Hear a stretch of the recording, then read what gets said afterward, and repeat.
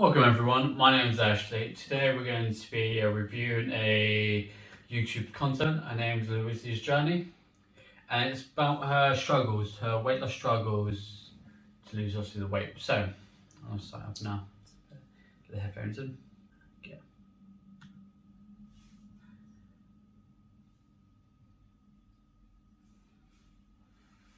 Welcome back to my channel. Today I thought we would have a little chill, like I'm literally just finished my coffee. I was supposed to drink my coffee while doing the video, but it's not working like that. But I've got my juice, so it's all good. Thought I would just sit down and have a little... Stay hydrated. Already. She's giving an idea of stay hydrated. She's drinking her juice. She's wanting a coffee.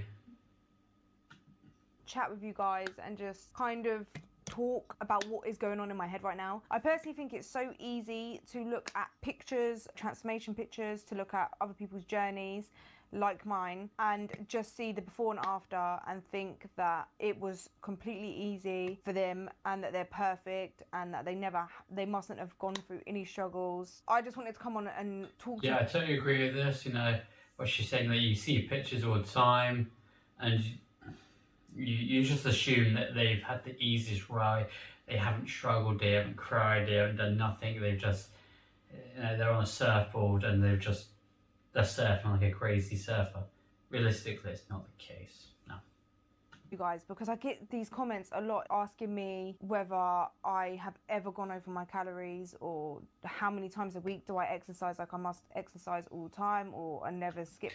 You go over your calories consistently. It's very hard to stay on your calories, and exercising can be off and on.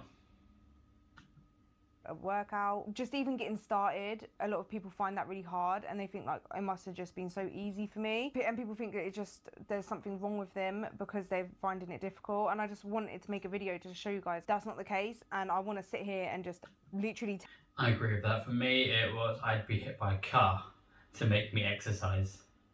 So it's totally not the case. It's not like doing exercise. It's that there needs to be for me personally, there had to be a moment where it was like clarity. It was like, you know, interaction right now.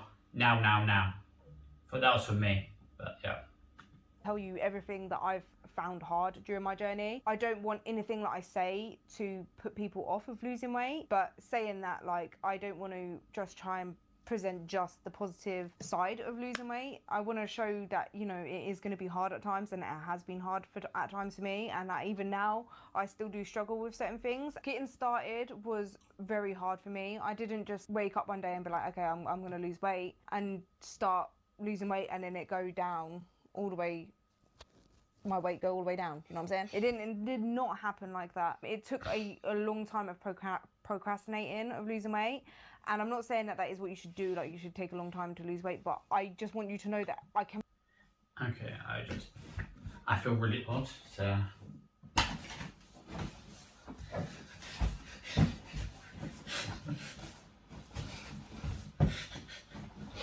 oh no, oh, it's upside down. I'm literally looking at the picture and looking at the back of the sofa. It's like, my sofa looks like that as well.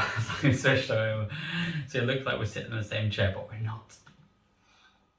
Relate to you. Like if you keep saying, oh, I want to start on Monday or tomorrow, and you eat so much food and then you use that last day as like the last meal, the last supper, and then you decide that, like, you know, I'm going to do it on Monday. I relate to you so much. Like I know how that feels. I've been through that myself. There was so many times that happened to me. It's just a whole mentality of when you get bigger. I also agree with that. The last day that I actually jumped into my diet, it was 2 Dominoes, big tub of ice cream, tons of sweets, 4 bottles of Coke. I picked up for the day. Oh yeah. I think personally, it's my own personal opinion, is like when you're bigger, you eat for so many other reasons rather than just to fuel your body, and that's where the issue lies. For me personally, I used food as a comfort. I'm in a very emotional. Yeah, I agree with that. For me, I was depressed, I was lonely, so I ate food for comfort and obviously to get me through the day, obviously physically and mentally. So yeah. Person, I'm a Cancer, and I have a lot of emotion. I feel like I have a lot of emotions. You don't have to be a Cancer I'm a to have a lot of Libra. emotions, but just for me, I'm a very emotional person. But I show like a harder exterior, so people find it hard to believe that I'm very emotional. But I'm a very emotional person. But I found it very hard to deal with my emotions, and I use food as a comfort and a way to soothe myself, which wouldn't work because you enjoy the food in the moment and you think it's going to do something for you. You think it's going to comfort you, but it's just food. Like, it's not going to do that, and you end up just feeling worse every time. It gets into a vicious cycle where you just keep eating and feeling bad. Food basically gives you the feel good feeling. It's like exercise gives you the feel good feeling, but food doesn't really last. It'll come and go. It goes very quickly. Then you start eating more, and you get that feeling like, it's really nice, and it's gone because you miss it and you get back to it. It's the reason why people get overweight. And then eating and then feeling bad. You know that it's making you feel bad, but you carry on anyway. Like, you just keep going in that cycle because you hold on to the food as a comfort because you think it's helping you. That was very hard for me to then start my weight loss because I didn't want to give that up. It was like a build up of all of them different things, of me feeling bad about myself, me feeling sick and tired of feeling bad about myself, me feeling so low and stuff like that, that I did actually get to the point where I was like, you know what, forget it. And I started. I just wanted you guys to know that I struggled with that as well. And the only thing that actually helped was just doing it, just starting. Even if it is just making small changes in your life, going for a walk in the morning, if you just implement that every day. 100% agree with that. It's just getting done, pushing forward and doing it. I agree with that. You know, I was lonely, I was depressed, and it's the only comfort I get at the moment, and it's the exercise and being motivated. So yeah, I totally agree with just doing it. Yes, sometimes people think it's gonna be harder than it is, but when you actually start doing it, it makes it feel better. You're making it less hard on yourself by just gradually increasing your activity and gradually decreasing your calories, rather than going 0 to 100, which does work for some people. That it worked for me. Weight loss is not easy. It is hard. Not only do you have to take away your comfort, which is your food, or for some people it might not be that. For me personally, I had to take away my food, which I use for comfort, and I had to actually like strip it all down and kind of deal with my own emotions and how I was feeling and why I was feeling like that, and kind of put in place ways of dealing with my emotions that was actually going to make me feel better. And that for me was actually talking to people that love me, like my partner, my best friend, and actually like taking time out for myself, like going to the gym has really Totally agree, and it's no point it's no point putting petrol in a broken car. Fix the car first, petrol's after. Petrol's obviously the weight loss. So yeah, if you can fix obviously your own self-confidence and you actually help yourself a little bit more in that sort of sense, and actually talk to people, and I totally agree by doing that. You know, I totally agree with this. helped me. Going to the gym, putting on my headphones is just taking that hour to myself. I would practice self-care. I would run myself a bubble bath, light candles, put a face mask on, paint my nails, do my eyebrows, like just spend an hour in the evening when I was feeling low. Yeah, I bubble bath, candles, that's about me. Light off. Self-care is so necessary. You got to take care of yourself, your own well-being. I agree. Just pampering myself and treating myself how I would treat someone who I loved, who was feeling down. So I would always think, like, if my best friend was feeling down, how would I make her feel better? Like, I wouldn't just bring her food. Instead of trying to eat and just fill that void, I would think, okay, so what would I do for my best friend? I would sit and talk to her. So I would find someone to talk to, like my best friend or my partner, about how I was feeling, and that really helped. You know, if someone's feeling down, you run them a bubble bath, paint their nails, do their hair, like anything to make you feel better about yourself. And I found that really, really helped, and that really took away the need for me to comfort eat. While that was really hard in the beginning, there is ways to kind of overcome that. While I was losing the weight, I kind of had a goal to work towards, and I wanted to lose weight every week. So that kind of kept me accountable for staying on track and building like just a healthy habits. I injured my back, which is where I agree with this. I always say to everyone, have a goal, have a time frame. You know, some people come to me and go, look, I want to lose weight. And that's all they want, you know. And after 10 years, they lose a pound. They've achieved their goal, losing weight, pound. So having a goal of, you know, £100 within a year or 2 years, you become more accountable again. Like, oh, I haven't done half what I need to do. Maybe I'm not working hard enough. So yeah, I totally agree to be accountable. Found that I struggled the most is once I injured my back and I couldn't exercise anymore, and that was taken away from me. The exercise was my way of dealing with my stress and my emotions. And I know it sounds silly to some people who don't like exercising, but for me, that's it helps me so much with my anxiety and my stress. And when I'm feeling down, exercise makes me feel so much better. The gyms were taken away, but then I was like, I think people who don't like exercising are the people who don't do it. Give me about 2 years ago where I said I hate exercising. Give me a pizza over a walk run any day. But now it's like, give me the pizza and I'll also do the run. I'll run for a couple of hours just to do the pizza. But no, yeah. Realistically, yeah. People who don't really exercise don't really understand it. It actually has a good benefit to it. So, yeah. Fine, I've got home, I could work out at home.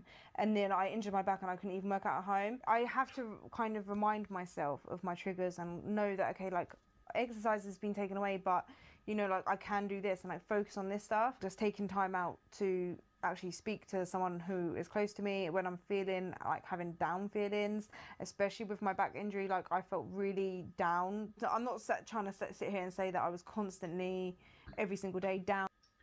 This is totally it. I agree with this. Being realistic, or being honest, sorry. I have no one, so I'm single, I don't have any partners, I don't really speak to my family that much. So when I feel down and I have no one to talk to, what I do at the moment is I reach out to YouTubers. And this is how I have basically been speaking to this wonderful woman. I sort of reached out just so I can have a conversation with someone who's been through it like I have. And if I don't have that sort of communication, I do go through other phases where I either eat a little bit too much, and I'll binge a little bit and I feel really bad, and I have to exercise even more. Everyone has their own bad days. But obviously, for me, I started going through YouTube, try and find someone to talk to, someone who's been through what I've been through, and to have a decent conversation, and it does help. And depressed about it. Like it was definitely not like that, but I definitely did have moments and days where I was feeling more down than what I would normally. With my back injury, it took me learning to focus on what I can do rather than what I couldn't do at the time. I tried to change my mindset from thinking like, oh, I can't do this, to then thinking, okay, well, I can do this, and like setting them monthly. What you can do, I totally agree with that. When I had my leg injury and obviously broke my fib and tib, I couldn't walk, but guess what? I could do weights. I understood what I couldn't do, so I couldn't run, I couldn't properly walk properly, but I could lift weights. So I just lifted weights for the future.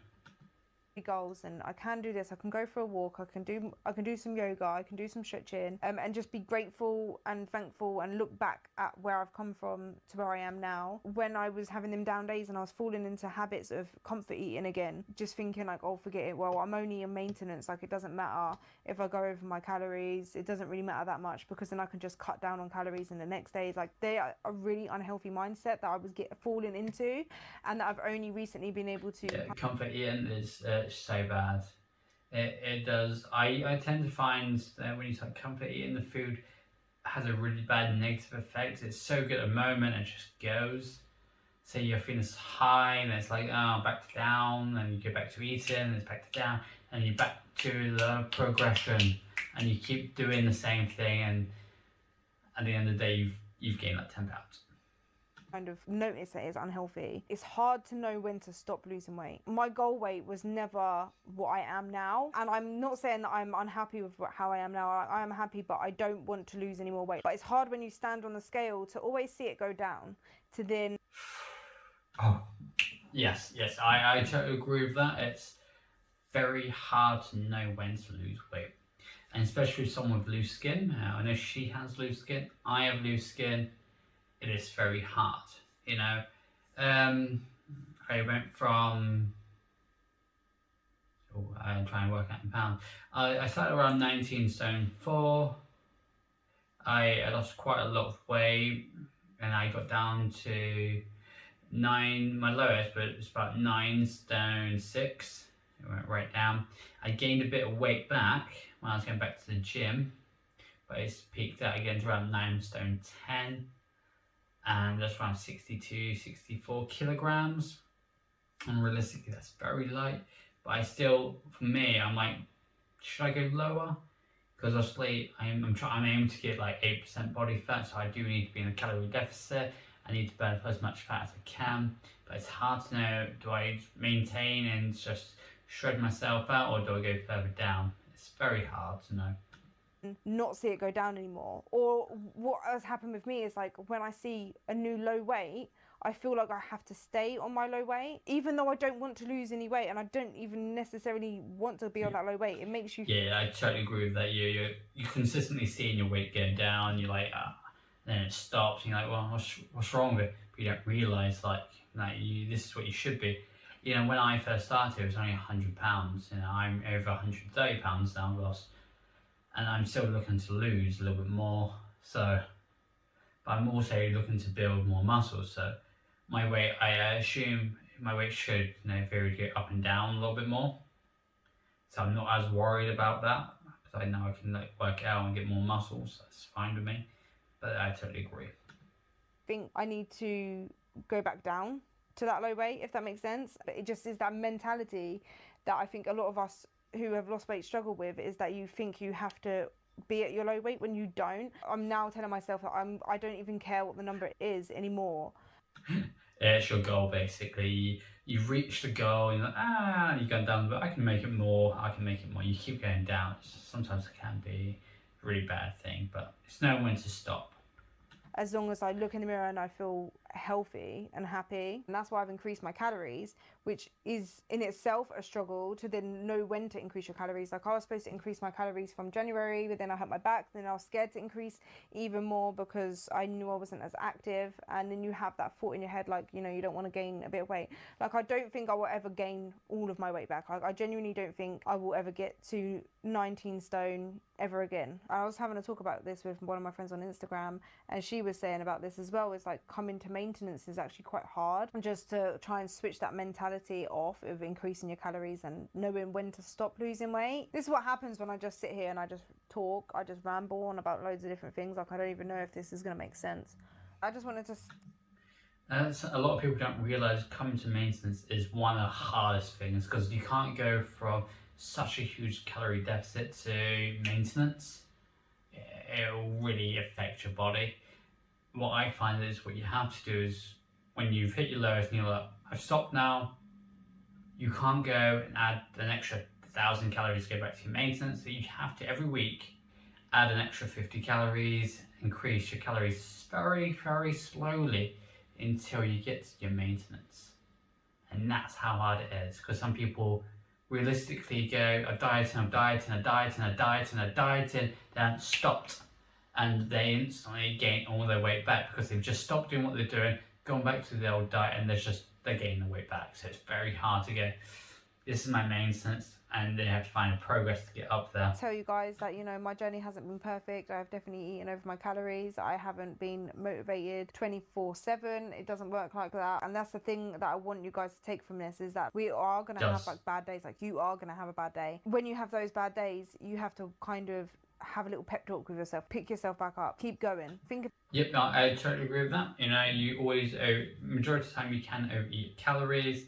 Majority of people who are working out, they go, I've overeaten my calories, I'm gonna go for a walk. That's what I generally do, is like if I overeat, I know I can walk out. I probably won't lose any weight, but guess what? I can at least, when you just say here's your maintenance and you've gone over your maintenance, you go, alright then, if I walk for about a mile, I'll bring that so it's maybe not as bad, and you sort of neglect it a little bit. That's what we sort of go through.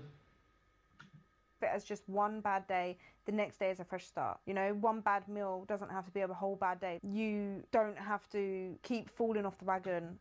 Yeah, I totally agree with that. You do have your bad days. Some days that you don't do anything. In the last 2 days, I've been waiting for my laptop. I've been waiting for my stuff from Amazon. My laptop didn't come, so I wasted a day. I didn't go to the gym, so I just pigged out my food. and it didn't come today, so I had to buy a new laptop, and that's when my stuff came, but I haven't done really much today, so I have to obviously sort it out tomorrow, make sure I don't ruin it again. But it does happen. You do have bad days where you're like, oh my god, what am I doing? I want to relax one day. It does happen. You can do that as long as you come back to what you should be doing and understand that you can't consistently do these bad days. And going back on, like, it doesn't have to be like that. For me, when I decided I wanted to lose weight, it wasn't okay, I'm going on a diet and then when I finish I will be okay. It wasn't that mentality, and that is something that has really helped, was just knowing that it's a lifestyle change. So how can you fail if it's a lifestyle, if that makes sense? Like, you can have a bad day, but that doesn't mean that you then fail and then fall off the wagon and then you go back to eating your old habits. That was the difference, is that I've kind of thought of my old habits were dead and gone. Like, I'm not going back to that. So where I might have those 1 or 2 days where I feel down and I start trying to comfort myself with food, they are just bad days, and that doesn't mean that I have to then give up, if that makes sense. Like, just don't ever give up. Don't let those bad days or those bad meals or those bad feelings or the habits, that little habits that start creeping back, like, don't let them then make you fall back into your old lifestyle. When you lose weight, it's got to be a life thing, right? Think of it as your old lifestyle, the way you used to live is dead and gone. I just feel like when you're bigger, you lose weight, you have to work harder than people that are naturally slim to keep it off. That's just the reality of it. I don't personally believe that I'm at the point right now where I'm okay with just not counting my calories anymore. Like, I haven't maintained my weight yet. I want to be able to maintain my weight loss while counting my calories and continuing to learn. So I don't. Okay, so that totally made sense. I totally agree with the majority of things that she said, and she's coming a long way. If you go through her channel, and then guess what? Down below is a link to her YouTube. Check her out, follow her, like her, and while you do that, please follow and like me.